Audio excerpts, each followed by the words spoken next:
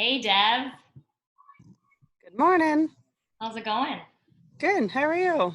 I'm good, thank you.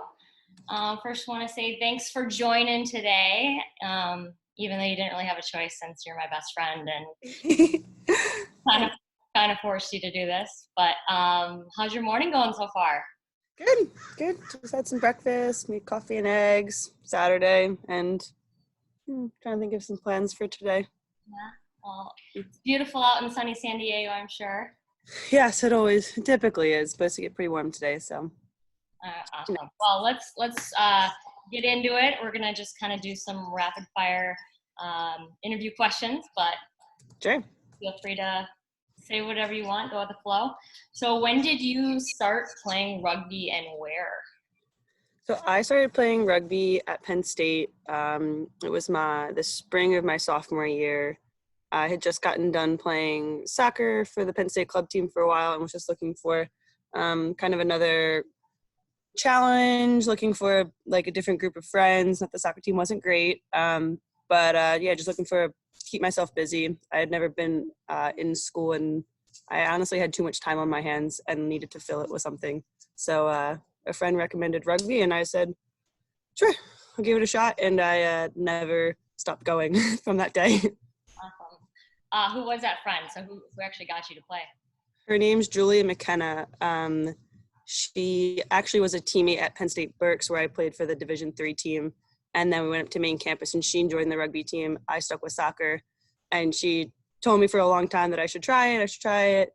I said no, actually, for a long time. And then finally, I was bored on a Friday night. It was a 10 p.m. practice. And yeah, Julia, thank you so much. Without you convincing me to try out, my life would be much different. Yeah, I feel like we all have those friends that kind of get us to play, and I guess we never get a chance to thank them. So that's awesome. Yeah.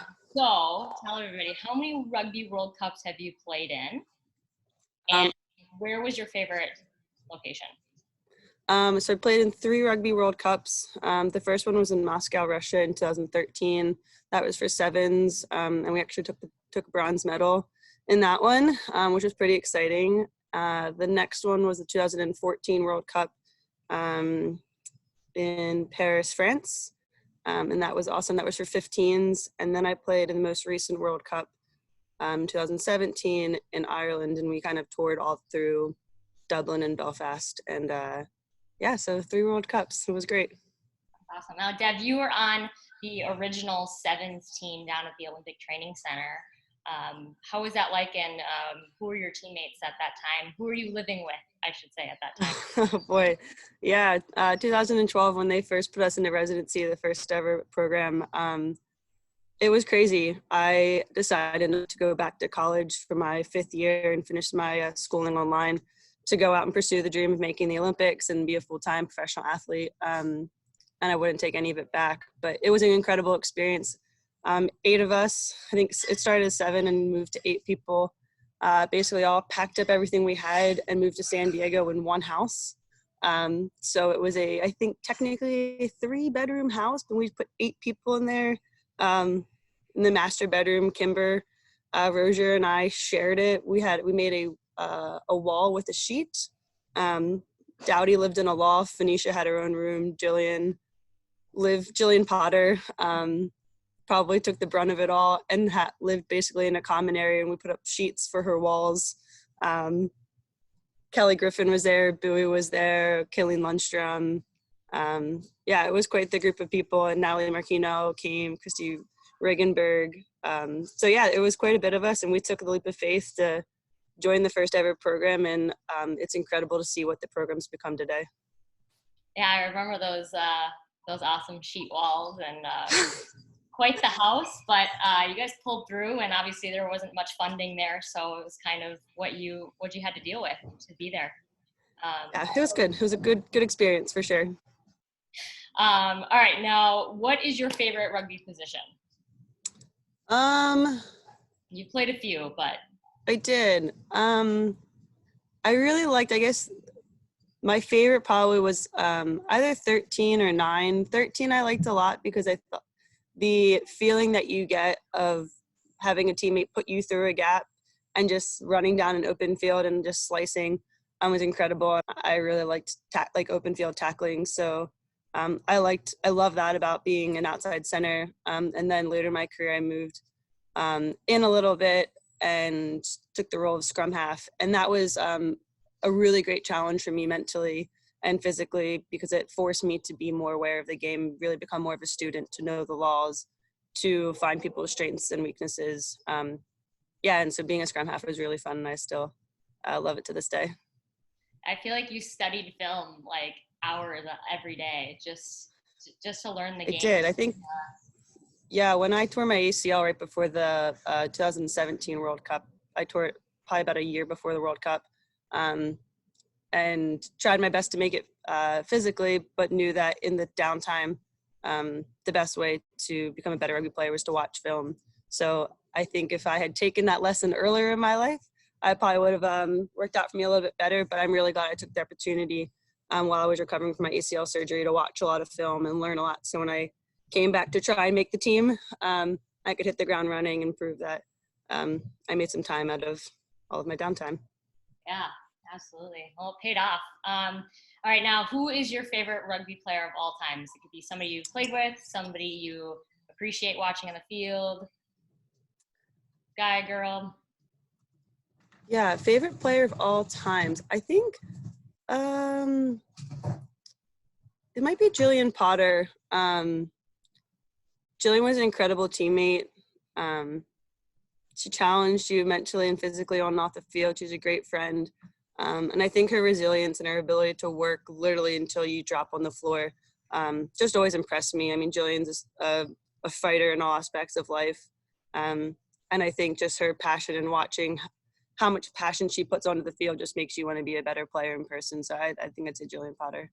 Yeah, absolutely. Well, kind of ties into my next question, which I think you might say that she is the most positive teammate you've ever played with, or if you have any others, who would they be? Yeah, I think probably Jillian Potter, and then probably Kelly Griffin.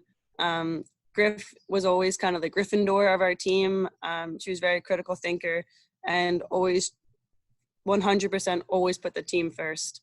And that was something to really look up to in a teammate and a friend and a roommate at the time. So yeah, Kelly Griffin was an incredible teammate who was great to follow her lead. Yeah, two wonderful people for sure. Now, switching gears a little bit, what do you do now for training compared to before quarantine life? And I know you've kind of switched gears from, playing rugby to refereeing. So what have you been doing training-wise during these last few months?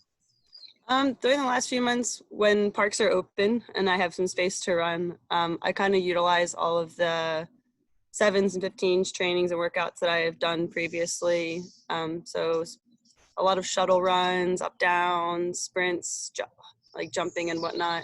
I've transitioned into more of like a referee focus, and that's also been really challenging mentally and physically to be fit and also be able to think critically under pressure. So I think while I've transitioned out from being more of a player playing at the international level, trying to raise the bar as a referee, I'm able to utilize all of those training skills as a referee, which is really great. Yeah, that's awesome. So rugby has never been 100% your job. It was for a little bit, but you always had some side hustles. And what do you do now for work? And how do you pay your bills? Yeah, so right now I work at Rady Children's Hospital in San Diego. I'm a clinical informaticist, so I help support the electronic medical record system at our hospital, and specifically help the emergency department run. So it's a really great role. I enjoy it. The people are awesome, helping kids get in and out of the hospital quicker and helping physicians and nurses do their job. It's really nice, and my leadership has been incredible working with me to support my goals on and off the field. So I could not be more thankful for my managers and directors who have let me take a leave of absence prior to the Rugby World Cup and go compete in that. So I really appreciate all their support. Not everyone's as lucky to have bosses like that. Yeah, that's awesome. What's your favorite pre or post workout or game or training session meal? Um, Pre-workout meal, I think I just try to keep it nice and light. I've always had 2 eggs for breakfast every morning, and then I'll go work out. But afterwards, typically just trying to eat chicken. I like sweet potatoes, and I've learned how to do a lot of roasted vegetables, which has been really great for post-recovery. So it's not just a lot of like white carbs and whatnot. You can be a little bit more creative in how you get your carbs and recovery fuels. So that's been, yeah. Absolutely, that's great. Do you have any mental health suggestions for rugby players right now? Or how really have you been staying positive and kept a driving force throughout this the last couple months here in quarantine? Yeah, I think we want to stay positive. I mean, we live in America and it is a crazy time. There's a lot of things going on. I think just knowing that here in America, to have running water is something that other countries don't have at all. To have a roof overhead, to have a hot shower, to have a refrigerator, to even have grocery stores. Yes, they may not have toilet paper all the time, but you're going to have your foods. You might not get everything. But how lucky are we to be in a country where we still can have a roof over our head, running water? So when you compare yourself to other countries who are in much more harder times, like just putting yourself in perspective. I live here in sunny San Diego, and I am very fortunate, and I remind myself every day of that. So I think, just setting your standards and knowing that here in America we have a lot to be appreciative of, and eventually we will get back to some kind of normality. Yeah, absolutely. Love that. Keep it up. Now, what song, artist, or music genre pumps you up the most to work out, to train before a big rugby game? I know you're a Oh country man, girl, but what do you listen to before you work out or during workouts? yeah. I think you could ask a lot of my teammates that we've trained at the Olympic Training Center. We always have control over the radio, which blasts during all of our workouts. And I would never be mad to blast some good old country music. Some people, it might not be their biggest thing, but I think you think about being in a good mood. Country music to me just puts you in a good mood.